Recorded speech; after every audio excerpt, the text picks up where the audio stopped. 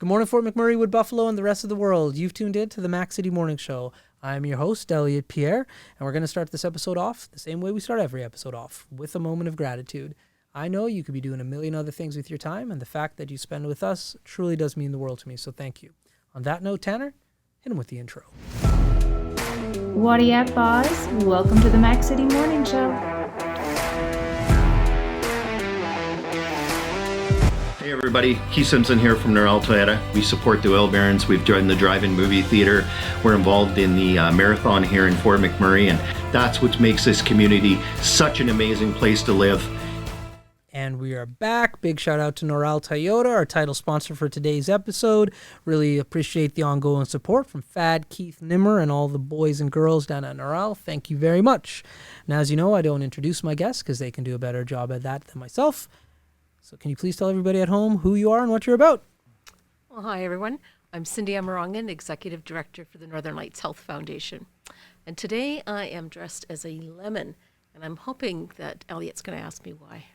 I will ask you as a lemon, but before we get into your lemon color, I have to say you are the most visited guest to the Mac City Morning Show. Am I wrong on that statement, Tanner? I would say you are pretty close. I'd say Keith McGrath. Yeah, I think you've got Keith beat by 1 or 2 episodes. Okay, I'll just keep up on him then. There you go. Yeah. So now let's get into why you are dressed in yellow, though, because you're doing something really cool.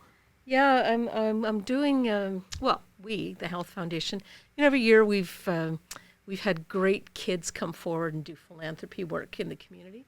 Not just for the Health Foundation, but for every other organization. And a few years ago, we had a company build a lemonade stand. And it's the cutest little thing. Oh. And they donated it to the Health Foundation and said, if people want to use this to help raise some funds for you, go ahead.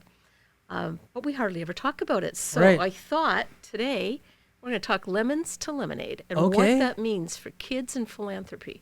What does that mean? So, okay, if you're obviously a kid can borrow this from you, or can a company get this from you for a fundraiser? How does this all work? I mean, it's very little. So, it's designed for a child to sell their lemonades, pop-up lemonade stand. Think about that. Pop-up store. Right. So it doesn't serve, an adult very well. Right. Get your little head down inside the thing.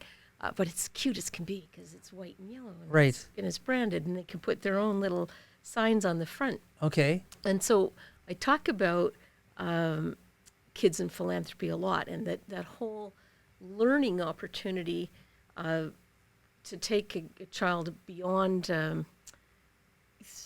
be able to see how to earn some money, right? How to sell something to others, but also then how to donate it, and what's the impact of this, right? And you don't see that unless you try it. That's right. So when you get through to adulthood and you've never made a donation or volunteered your time or created something, there's a gap in your understanding. So right, lemons to lemonade. Oh, okay. How it works. So they can reach out to you, they can have some fun, be their own little entrepreneur, their own business, and then the money that they earn, they donate back to the foundation. That's right. Oh, cool. Yeah, so it's kind of a good idea. A nice little way to introduce a giving model and teach them something different. And of course, parents are always modeling the way. So, right. We can see that with when they want to borrow the lemonade stand. Yeah. They have to be all in. They're making the lemonade. That's They're right. often, helping to sell the lemonade or do the whatever, attracting. Right. They're doing their marketing. How are we going to tell people we're doing something? Right. Where do you want to locate it? Yeah. So it's very involved with the children, and I think it just gives them another way to really strengthen a relationship, be that teacher, pass along their values, and it's kind of fun. So we actually like popping into lemonade stands. Nice. No, this is, I have a feeling that I am going to be having this lemonade stand at some point. Either my little boy Keegan is going to hear about it or my wife is going to hear about it. Mm-hmm. So I'm asking questions as somebody who's going to be voluntold to do some stuff.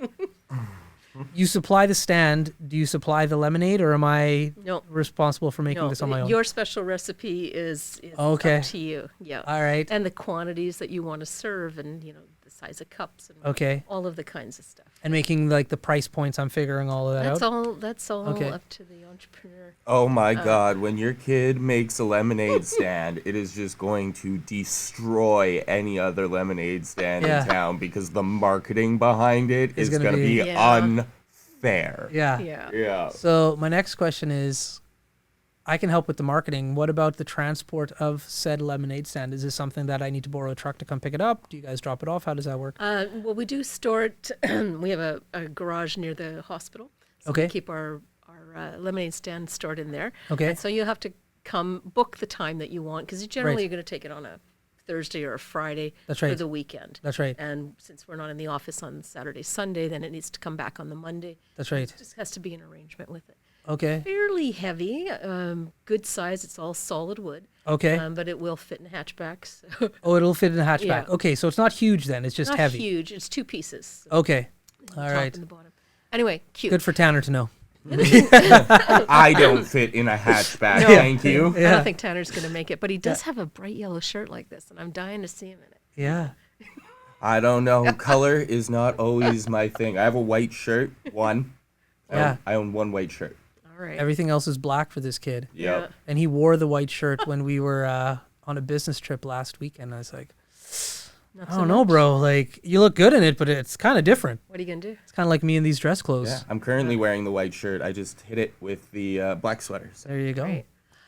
I was also going to tell you about, pre-COVID. Yeah. One of the things we were able to do with children who are what we call our young philanthropists, Mm-hmm. and they're doing everything from donating money through birthday parties, doing garage sales, Yeah. cleaning up somebody's yard, doing whatever, and then they bring the money forward. Yeah. And I'm not talking like we're not thousands and thousands of dollars, but when a number of children do a number of different things, Yeah. really adds up. It really does. So back in 2018, it might even have been 2019, I'm a little fuzzy on my dates right now, we were able to bring all these kids in that had done something for the last probably 3 to 5 years. And the foundation had helped Diagnostic Imaging acquire 2 really cool pieces of x-ray work. Right. And one is a little Burton bike. It looks like a multi-striped bicycle that kids would sit in to get their x-ray done. Right. And so the bike doesn't show up in the x-ray, but it keeps them immobilized so they can have their arm looked at, Oh, whatever. okay. And the other was a little infant positioning chair. So we had a little party, brought everybody in. Together, their donations were, about $18,000. So it allowed us to buy these things. That's right. So really great to be able to see, hey, I have an idea. I want to do something. Mom, Dad, can you help me do something? And Right. then fulfill it. That's It right. makes for a long, hard day for everybody. And then donate, come into the Health Foundation. We'll do the big check. We'll have some fun with kids. Yeah. And then they know that it's eventually going into something else. Right. It's all being accumulated. Right. I also like to tell children it's their first ability to vote. Okay. I know. So, how are you going to spin this one? The thing with donors is maybe they don't realize it, but you vote with your donation dollars. You choose what you're supporting, what you like, what you want to see more of. You get your taxes over here, and they're going over into things that our officials have decreed. Right. But when you make a donation, you're voting. Okay. You're saying, I really want to support kids in care at the hospital, Right. and I'm going to give my money to that. Right. Or I want to make sure that you have a good pot so the board of directors can do something with it, but I'm voting with them. That's right. Anyway. That's a good sales think pitch. Kids in philanthropy, big. Yeah, Keegan's going to watch this. I gonna be know great. for a fact I'm getting this lemonade stand. That's awesome. It's fun. Fun way That to is really celebrate. fun. But just it's a real thought process about it. Being mindful about what are you doing, what your intentions are, Yeah. and where is it going That's right. eventually. So That's I right. thought I'd come and just tell you about that. I love it. I love it. So if people want to get this lemonade stand, how do they get in contact with you? What's the process? They can either email me or phone me. Okay. Our numbers are all over the foundation we'll link it website. somewhere in here. Yep. Okay. They're pretty easy to reach us. It'll all go to Stephanie, who's keeping the calendar and you go. working on it. But Yeah. any way you can reach out to us. Cool. and We're happy to All right. book it for the summer. Well, let's talk about. Oh, Tanner, you ready? Yeah. whenever Okay. you are. Listen, I had some questions to ask, but Tanner, he's ready with his segment. So Oh, no. this segment is the Mac City Minute, but we're gonna put one of our own ads in this. So later on, we're gonna put that in there. So get ready for my ad right now. It's all about getting that job, the dream job, or any job for that matter. It blows my mind how many people don't prepare for their interviews. You need to prepare for the interview to get the job, to get the money. So prepare for the interview. Now, you guys see me here sitting crisscross applesauce every day, but the fact of the matter is I was in human resources for over a decade in the oil and gas industry, primarily focusing on recruiting. So I know a thing or two when it comes to those interviews. So sign up for the course. Trust me, you won't regret it. Now back to the show. We're back. All right, Tanner, hit her with the Mac City Minute. Alrighty, question number 1 for you today. What is one thing you remember doing as a kid to make money? Oh man, I was a babysitter, and I started babysitting at 11 because I was in Brownies and Guides, and we took all our courses. And as soon as I was 11 years old, I was able to babysit. So that was my first job. That went on. I babysat till I was probably 18, and still sometimes available. I'm not sure what the rate is anymore, but just, put it out there. Part-time jobs. And it just seems like we were always working. My dad had this little scheme going when we were camping that he would throw pennies into the sand because he liked the sand around the campfire and around where the stools and everything were to be nicely raked. And so this was a job that involved earning pennies, which would then be turned into the store for popsicles. So I think that's work, quite frankly. That is work. Yeah. That's That proper work. Sounds like more work than I've ever done. Yeah. Question number 2. What is one thing you think children can bring to a business that adults could not? Oh boy, their charm and enthusiasm and their endless energy. It's very, very attractive to people. I mean, who doesn't want to stop somewhere and see, a child selling cookies or somebody coming to their door, asking you to sponsor them in their jump rope for heart? If you see a child who's willing to put themselves forward to do something, it's extremely attractive, I think. I'm just sucked right in. Yep. Question number 3. What is your go-to drink to have on a hot summer day? Well, now I'm just going to tell you about limoncello. Yep. I have to have it very cold, and I have to thin it with a lot of water, but it's delicious, and I have the outfit for it, so I think that's what we're going to go with for the summer. Love it. Question number 4. What do you think is the best TV intro of all time? Goodness. Let's see. Well, I'm actually just going to go with Big Bang Theory because the music of, good Canadian artists singing out there for the Bare Naked Ladies. I'll just a shameless plug for my guys. I just love it because I think it just hits me every time, and it's a good intro for me. And your final question. What is your favorite part of working with children, helping them earn money? I think it's showing them the impact down the road and having them understand that whole delayed gratification, because they're selling something or they're doing something, it often feels like a chore. And when they can finally see that they've made a change in a system or in a person's life, or there's a toy that somebody has that they wouldn't have had, I think that's, for me, the best part. And those have been your 5 questions. There we go. I like the theme song one. Thank you. I'm trying to now throw in a random one that has nothing to do with anything. Yeah. Mine is Appreciate that. WKRP in Cincinnati. Oh, man. Because there's a lot of good shows out there, but to this day, I can remember the whole song, "Baby, If You Ever Wonder, I'm not doing whatever became of I'm me." not going to sing. Anyways, that's one Facts of Life, Full House. yeah. They all have good ones, but that one Yeah. sticks in my head. And Brady Bunch is pretty good. yeah, Brady Bunch is all right. Yeah, but yeah, WKRP in Cincinnati. I was in Cincinnati a few years ago. When I say a few years ago, a decade ago, and we were in a van. I was there for a conference, and I just started humming it in the back And next thing you know, we had a whole van of adults just singing that theme song. So We have a lot of earworms, and sometimes it's just the slightest activation and you're in trouble. yeah, that's right. And we will sing at a moment's notice. That's I right. think it's quite obvious. Yeah. So I want to talk about an event that I went to because it was awesome. I loved every second of it. It was so nice to get out again. The food was phenomenal. The entertainment was great. You had the spring fling a few Had the weekends spring ago. fling. Yeah, we started planning it, of course, in January. And the last couple of years, last year we did a 100% virtual spring fling. The year before was canceled just the couple of days before our event. And we went into this year's 2022 going, well, we're looking at it in January. January, we still had all mandates. Mm-hmm. How many people can we actually put in a room? Well, maybe we'll have like 200. Yeah. And, maybe nobody will come. Yeah.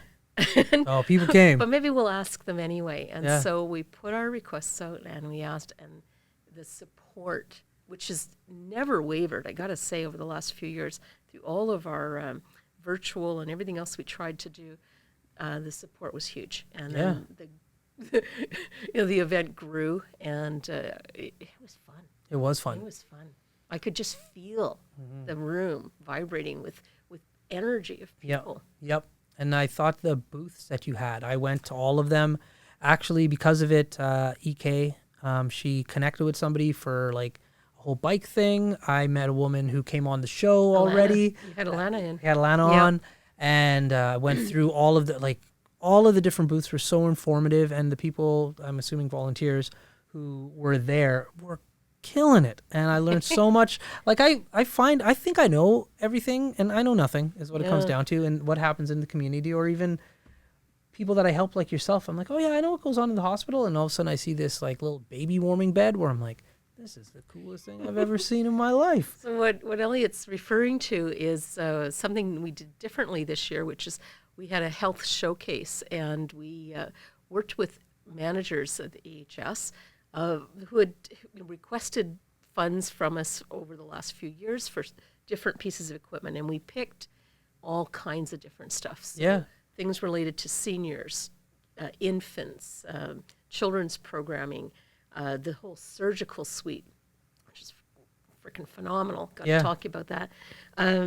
And so each one was different. So those people that you were talking to, they were the managers, the leaders of their areas, the training department. Like they were so excited because they haven't been able to interact with anybody for the last couple of years. That's right. And then to show what the equipment was, what it does, and then what that impact is. Right. So we're all about the impact. I keep using that word because I'm probably overusing it, but that's what they were trying to do. So I thought they were great. They were. Oh, and man. for me, what it did was when you go to an event and you know you're raising money, it's a fundraiser, but it actually gave a tangible item or objects to be like, oh, this is the type of stuff the money goes to. Right. And then they would say, this is how much it costs, and this is what it does, and that's why it costs so much. Right. Like, fascinating. And some things are going to help 10 people, Right.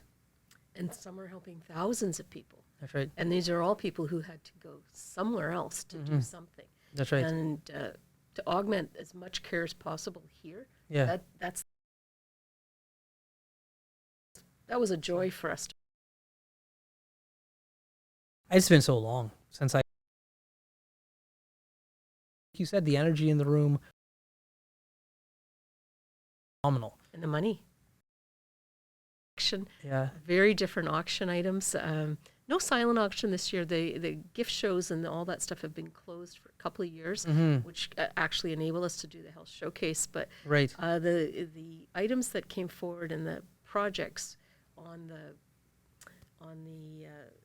live auction were very different. Yeah. And I mean, look at the one with Athabasca Tribal Corporation and That's right. the Truth and Reconciliation Workshop. Yeah. I mean, we knew that was going to go very well. Did Right. we expect we'd sell 2 of them for a total of $24,000? No. Did ATC see that coming? No. Yeah. Do they think they have a new business line? Oh, yeah. Yeah. No. I mean, but, we're all working towards certain goals in our truth and reconciliation and our understanding of what it means to be part of a healthcare system, which Right. is way bigger than equipment. That's right. So to have that and put it in context was just great. Yeah, it was awesome. Who got the patio furniture? Oh, good friends of mine. Did they? So Okay, good. I knew do you would know. Okay. Yeah. Yeah, you got to convince the them. Demers family got. Yeah, can I have that, please? Yeah. That was a good one. And even Prestige with the Mo's a diamond set. that was beautiful. interesting. And Everything that was there was Noha, very different. so much. And very beautiful. The one that was really unique to me was the bus trip too. I was like, that's great for a sports team. Diversified. Yeah, like there was they some came really forward with the driver and the bus for the weekend. Yeah, and, really unique. yeah. Cool. Really Well, listen, Cindy, go. it's 20 minutes. Tana gave us the watch tap. But before you leave, you get a shameless shout out or plug. So you got the mics, the camera, the lights. Have fun. Well, okay, so I'm going to remind you that we talked about lemons to lemonade, and you squeeze a lemon, you make something out of it, then you have proceeds from the sale of those things, and you make a donation. You have an impact into children's health and into health in our region. So that's one good thing. And then we're going to take another half a second and talk about hospital bed races, which are coming up in September. Phenomenal team event. We expect probably have 30 teams this year. 30? Yeah. Ooh. Again, folks that have been with us for this is our 5th year of hospital bed races. So returning teams are coming back. Okay. And lots of new ones are coming out. When's the Hoping date to for have that? the youth teams this year. September 24th. But registration has to start soon and getting your team together. So anyway, call us about that as well. Cool. Well, Cindy, as many times as you want to come back, you are more than welcome. Let's keep you a few episodes ahead of Keith McGrath. It's a competition. Right. I know he looks at it as a competition. Does so he? I didn't know that. But hey, Keith, this one's for you. There you go. All right. Well, for McMurray Wood Buffalo, the rest of the world, thank you so much for tuning in. Really do appreciate it. Thank you to Noral Toyota for their ongoing support as title sponsor. And no, that's the ad. They already saw the ad. So get ready for it again. Thank you, Tanner. Here's another ad. Hopefully you guys are having a great day, and I'll see you tomorrow. Peace. What a deadly old way to end another morning show. Later, boss. It's so ballistic!